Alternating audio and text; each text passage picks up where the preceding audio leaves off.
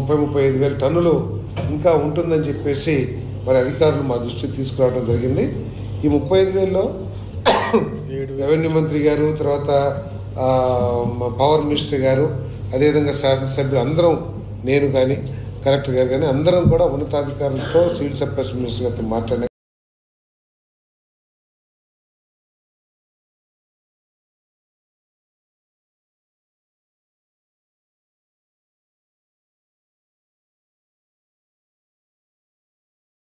మేమందరం కూడా ప్రయత్నం చేస్తాం. వారు కూడా ఆ విధంగా హామీ ఇచ్చారని చెప్పేసి మనం చేస్తాం. అవును, 24 అవర్స్లో పడ్డాయి. ఎక్కడైనా బ్యాంక్ అకౌంట్లో తప్పుండి అమౌంట్ 24 అవర్స్ లో పడిపోతున్నాయి, దాంట్లో డౌట్ లేదు.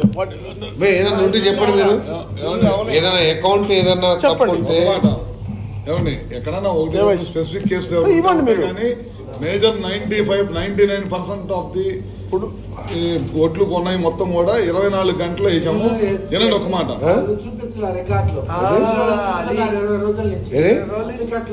అది స్పెసిఫిక్ ఇవ్వండి. మిలియన్ యాక్షన్ తీసుకుంటారు కలెక్టర్ గారు. 20 రోజుల నుంచి రైతులు తిప్పుతున్నారు, రికార్డులో చూపించుకోవాలి. ఒక మాట ఎక్కడన్నా ఎక్కడన్నా 1-2 విషయాల్లో జరిగి ఉండొచ్చు. కానీ ఇదేంటంటే అన్నిటికంట కడితే ఇబ్బంది అయింది. ఇంత పెద్ద ఎత్తున కొనుగోలు నాకు తెలిసి ఎప్పుడు చేయలేదు. చేసిన 24 గంటలు డబ్బులు వేయటం అనేది ఎక్కడ లేదు. గత ప్రభుత్వం చేసిన బాకీలు కూడా 1,850 కోట్ల రూపాయలు, 1,650 కోట్ల రూపాయల డబ్బులు ఈ ప్రభుత్వం అధికారంలోకి వచ్చిన తర్వాత రైతులకు డబ్బులు కట్టిన ప్రభుత్వం చంద్రబాబు నాయుడు. ఎందుకంటే 1-2 చిన్న విషయాలకి తీసుకొచ్చి ఏదైనా ఇమీడియట్ గా ఉంటే అది కలెక్టర్ గారి దృష్టికి తీసుకెళ్తే ఇమీడియట్ గా చెప్పేది ఏమంటున్నాడంటే మిల్లోళ్ళే ఇంకా ఎక్కించలేదు, అది చాలా తప్పు.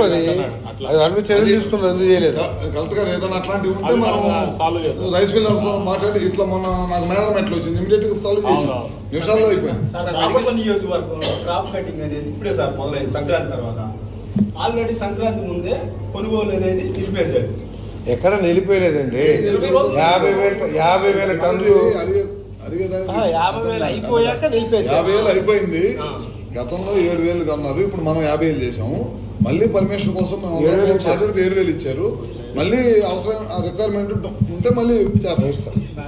జిల్లాలో నియోజకవర్గంలో ఇప్పుడే సార్ సంక్రాంతి తర్వాత క్రాప్ కటింగ్ అనేది మొదలైంది. అంటే ఇందాక అది కూడా చర్చించాం. Late kharif, early rabi. ఇదేంటంటే ఖరీఫ్ నవంబర్కి అయిపోతుంది, అదేవిధంగా రబీ స్టార్ట్ అవుతుంది. ఇది రెండింటి మధ్యలో ఇక్కడ కొన్ని ప్రాంతాల్లో మీరు చెప్పినట్లు బాపట్ల, అదేవిధంగా కొన్ని ప్రాంతాల్లో ఉన్నాయి. దీన్ని కూడా ప్రభుత్వ దృష్టికి తీసుకువెళ్ళి ఈ సీజన్ ఈ పంటను కూడా ప్రభుత్వం నమోదు చేయించాలని చెప్పేసి ఆలోచన చేస్తున్నాం. ఖరీఫ్ కాకుండా రబీ కాకుండా. ఎందుకు కొంటారు కదా, ఇప్పుడు కోత వస్తుంది కదా, 20-25 వేల టన్నులు ఇప్పిస్తా ఉంటున్నాం కదా.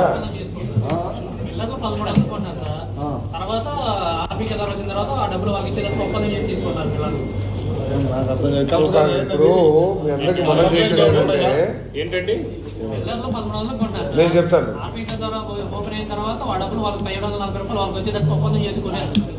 ఎందుకు అమ్ముతున్నారు రైతులు? ఒక నిమిషం చెప్పండి.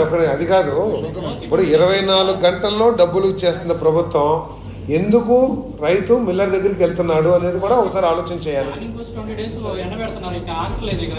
20 రోజులు ఎండబెడతారు ఎక్కడన్నా? మీకు తెలిసే వ్యవసాయం 20 రోజులు ఎండబెడతారా? ఎక్కడున్నాయి చెప్పండి. ఎక్కడ? మీరు ఎవరి దగ్గరికి వెళ్ళారు? మీరు ఎవరి దగ్గరికి వెళ్తే కొనని చెప్పారు మీకు? 50,000 టన్నులు ఎంత కొన్నారు? మళ్ళీ ఇప్పుడు తీసుకుంటున్నాం బాబు. ఇక్కడ నిన్నటికి 2,000 టన్నులు ఇంకా మనకు కాదు, ఇంకా 2,000 టన్నులు కొనేది నిన్నటికి. పైగా ఇంకొక 7,000 ఎక్స్ట్రా ఇచ్చారు. ఇప్పుడు మనకి 9,000 టన్నులకు ఉంది, నడుస్తుంది. మిల్లర్లు కొనేది ఏంటి? ఆర్బీకి ఆర్ఎస్కేలు కొంటాయి, రైతు సేవా కేంద్రాల్లో కొంటారు. ఎవరు చెప్పింది నాకు? కలెక్టర్ గారికి డీటెయిల్స్ ఇవ్వండి. మీరు ఏ ఆర్ఎస్కేలు చెప్పారు? మీరు స్పెసిఫిక్ కేసు ఉంటే ఇవ్వండి, దాని మీద ఎంక్వైరీ చేసి మేము చూడండి. స్పెసిఫిక్ కేసు చెప్పండి, సస్పెండ్ చేస్తే యాక్షన్ తీసుకుంటాం. నాట్ ఓన్లీ దిస్, దీపం దాంట్లో కూడా మా గవర్నమెంట్ డబ్బులు కట్టేసింది కంపెనీలకి, కానీ రావడానికి లేట్ వస్తే స్పెసిఫిక్ కేసు అనేది ఐడెంటిఫై చేసి వాళ్ళ మీద యాక్షన్ తీసుకుని జరుగుతుంది తప్పకుండా. ఏదైనా కంపెనీ చేస్తే అట్లా మీరు స్పెసిఫిక్ కేసు చెప్పండి, ఎక్కడ ఉంటే యాక్షన్ తీసుకుంటారు కరెక్ట్ గారు. Thank you.